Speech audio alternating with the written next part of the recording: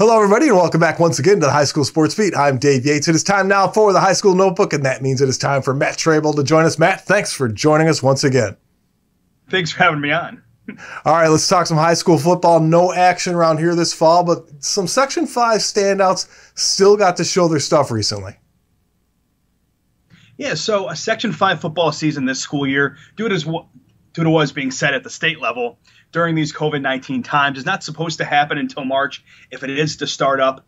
In the meantime, many of Section 5 football's top players took part in a COVID-safe combine last weekend downstate for elite football recruits in New York State. It was put on by the organization Prospect New York State and Athletics Westchester. Recent Fairport head coach Mark Fitticore is one of the people at the top of Prospect New York State.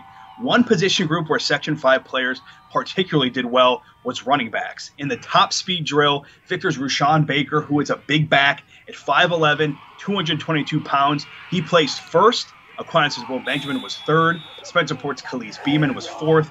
Brighton's Todd Jackson was fifth. East Ridge's champion Chromes not too far behind. So obviously some big numbers. They're doing very well compared to their counterparts in sections all over New York State.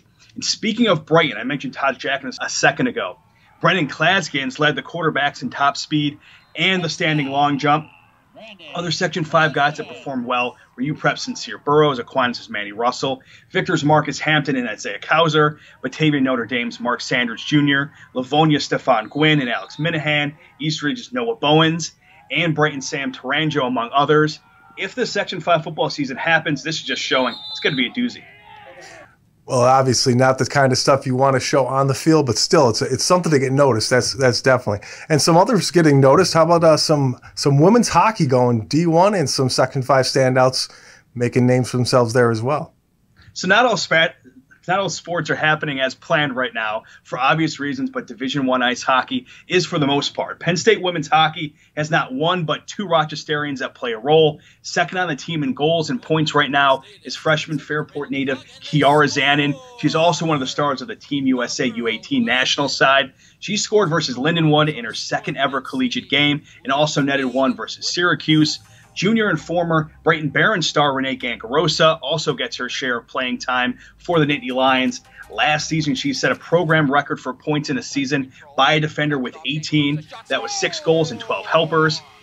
And then going to another team now, like former Greece Athena student Jill Cardella did not too long ago. Webster native and Boston University senior Christina Schuler is starring for the Mighty Terriers over there. She is third on the team in points in 2020 so far with her multiple assists, and she recorded 8 goals and 13 assists as a junior. She is younger sister of former Aquinas hockey player and RIT leading scorer Dan Schuler. And I'm hoping to also talk some BU men's hockey soon once their season begins. A little bit of a delay because of COVID stuff right now, because that team features 2 big-name Rochesterians itself. Great to see the guys on the ice and the girls on the ice doing so well coming out of the Rochester area. Now let's talk about hoops. Let's talk some college hoops and another standout that's from our area that's doing well. So the Section 5 area has had an impressive history of players reaching Division I men's basketball through the junior college route, including Brian Fobbs most recently. Coming into this season, Dante Carruthers, Courtney Goff from Athena, Gerald Brooks from East, Chauncey Leslie, Keith McGee, the list goes on. The most recent one is former Greece Athena Trojan Nigel Scantlebury.